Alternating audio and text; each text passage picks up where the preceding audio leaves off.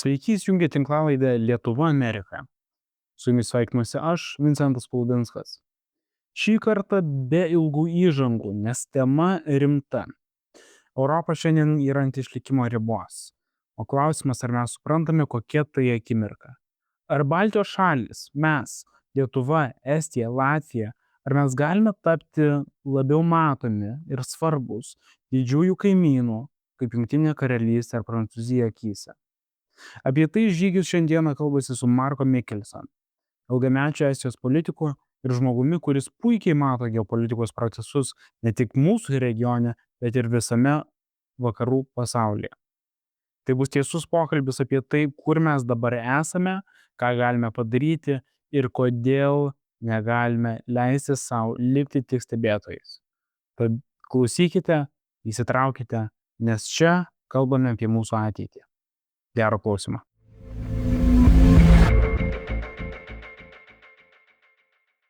Okay, Marko, I know, well, Lithuania knows you. You are the most important Baltic musketeer. You stayed on the front lines forever, and you are now the only one of us still fighting. So we made so many trips together to Washington, to Kiev, to all other big NATO capitals. Now in the times of those tectonic changes, how can you explain to Lithuanians that it is still worse to work with Americans? And so I heard that you are going to next trip to Washington, D.C. So, what shall we do with those Americans? What shall we do in Europe? I just heard your great conference on anti-personal landmines, what you will do. So, give some guidance, Marko. I think that most of us who really believe importance of alliance for us, because for Estonians, for Lithuanians, the same way, we need allies. We need strong support, and we need from our allies, and we need to see the transatlantic alliance is something what really is unshakable. We have been in quite a turmoil, let's say, during last month or so, specifically after January 20th. Then the new administration took the oath in White House, and we have seen quite dramatic set of news coming in from Washington, specifically when it comes to news like what the President of the United States has said about allies like Canada or Denmark when it comes to Greenland, or what has happened with reaching out aggressor state Russia and pressuring Ukraine to perhaps accept those terms, which are going to be very difficult to accept by Ukraine. And so it's obviously there are a lot of questions. Why are one of the most important ally as the United States is acting like they do? How seriously they really think about dividing us, because we hear time to time again how bad is the EU, for instance, or there is a kind of possibility that we end up soon into a full-scale trade war. But what is most important right now to understand that, yes, we have to be frank when we meet our American partners and colleagues, specifically in the US Congress, because we should tell them always that what is really essence of this alliance and why we value it and why this is important for the America as well. But at the same time, we should not make easier for Russia and China to achieve their strategic goals, and which is divide Europeans and Americans. What Russia would like to see that America withdraws from Europe. The same is in the interest of China as well. And then dividing us, perhaps even destroying, dismantling NATO, is very dangerous for our security. And this is why we have to really obviously acknowledge what kind of threat is there. If we don't know what is on the table, then Trump speaking with Putin, we have to know that, but for sure we are not 100% informed about that. But we have to the only way how we can learn of that, or how to make sure that Americans listen to us, what worries us, we have to directly talk to them. Marko, so you are going soon with extended Weimar to Washington, but do you believe that congressmen can, change policy of the White House? Do you think that Congress is so important? Yes, it is. It is, and because U.S. is still democracy. Yes, there are many question marks, but U.S. Congress has always been our very close ally. And never mind which party you talk about, Democratic or Republican, still we have absolute majority of both senators or representatives who understand how important is transatlantic alliance, how important is NATO, and don't forget that the U.S. is helping us through different kind of defense procurement programs as well. Baltic Defense Initiative program is again, luckily, live. Secretary of State Rubio gave particular order on that to release funds for that again. So if we think that Congress is not influential, then I think that those who say so don't know what is the role of U.S. Congress. Because U.S. Congress plays enormously important role when it comes to budget, when it comes to decisions about both the U.S. defense expenditures and how that should be spent. So it's, again, we should use all the channels. The U.S. Congress is only one to reach out and to make our voice clearly known among Americans. Estonia was always impressing me that you've been shining as example and then pushing others to be as Estonia. I heard that you are going to raise your defense spending again. And, despite some critics of Estonia and Lithuania saying, despite economic problems, you have already raising defense spending quite enough. So how will you manage it all? Yeah, it is existential question, because we know that threat is growing, and if we are not fulfilling those gaps which are right now present in when it comes to, for instance, defense plans of NATO, which actually is a reason why we have to quickly actually invest more into defense. Currently, Estonia is spending around 3.5% of GDP for defense.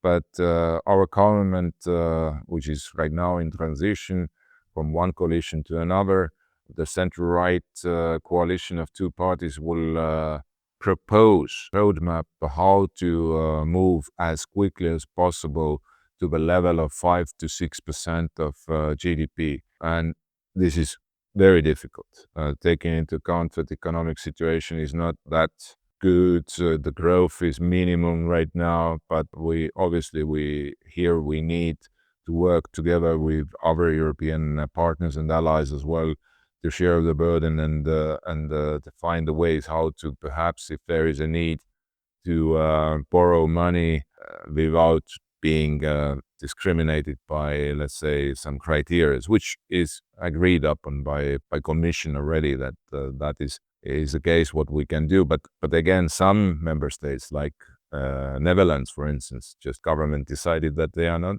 supporting this idea.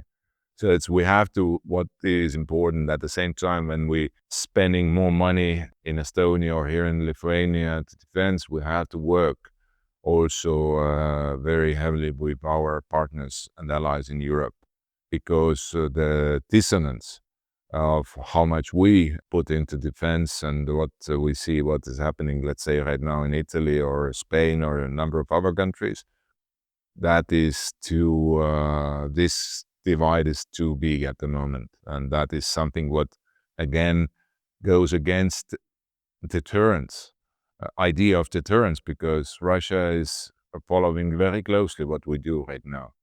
They are getting a bit nervous about that we are rearming. The statements are there. It's good that they're getting nervous, because that tells you that we do the right thing. But this is a race against the time right now, and we should not lose any day. Last difficult or provocative question. In Lithuania, at least, we're nervous. Baltic states, they were not invited to Paris. They were not invited to London.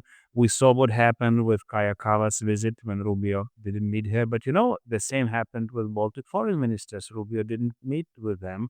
The same happened with our defense minister. She was with me parallelly. Hexa didn't show up. What's happening here? On the Hill, it seems doors are open for us. But what's happening with the White House? What's happening with the administration and all those big governments? Are we becoming part of the menu already? We should not allow that. Maybe there are some who think that Baltic nations are some kind of special case.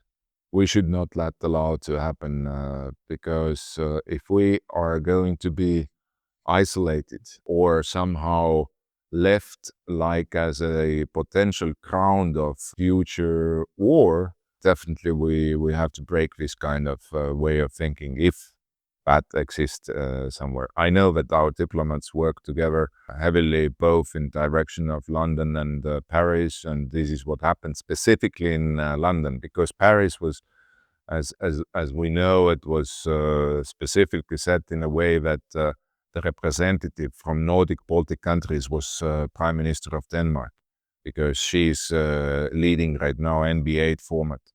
London was a bit different case. Initially also there was a plan that Denmark will represent all of us, and then suddenly we heard that our friends Finns and others invited themselves to that meeting, and that optics wasn't good.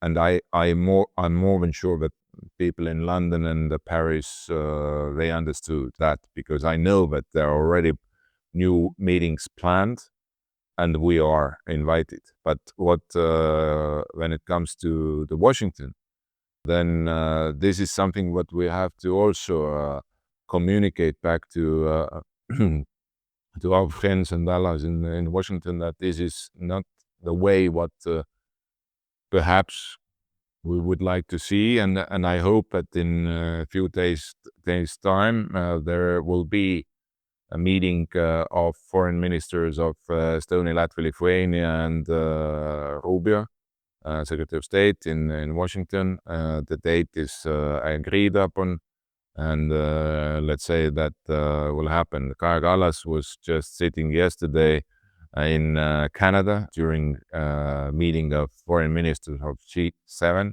around the table together with Rubio. So it's I think that those small irritants, if I may use the same word what we heard from Riyadh, are going to disappear. But it very much depends from us as well. We should not whine about that. We should not kind of be just unhappy or kind of stay in the corner, but we have to, because we have plan. We know what should be done in Ukraine. We lead by example. We are the nations who spend the most per capita helping Ukraine. We spend a lot for defense, and we know how to deter Russia the best. So it's we need just to be ourselves with very clear messages, plans, and perhaps it is time when Baltic nations must coordinate diplomatic efforts more than perhaps ever during at least recent years. So and I see that on the level of defense and the foreign ministers, the work is going on. Thank you, Marko. We did it being Baltic Musketeers, and they should take example out of us.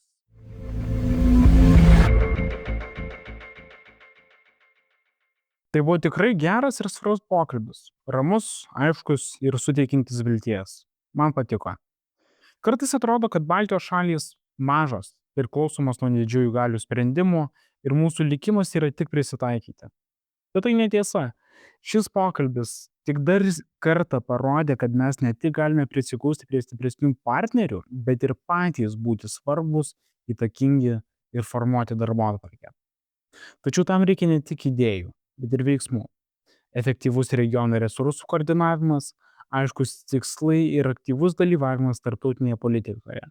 Tai vienintelis kelias užtikrinti mūsų ateitį.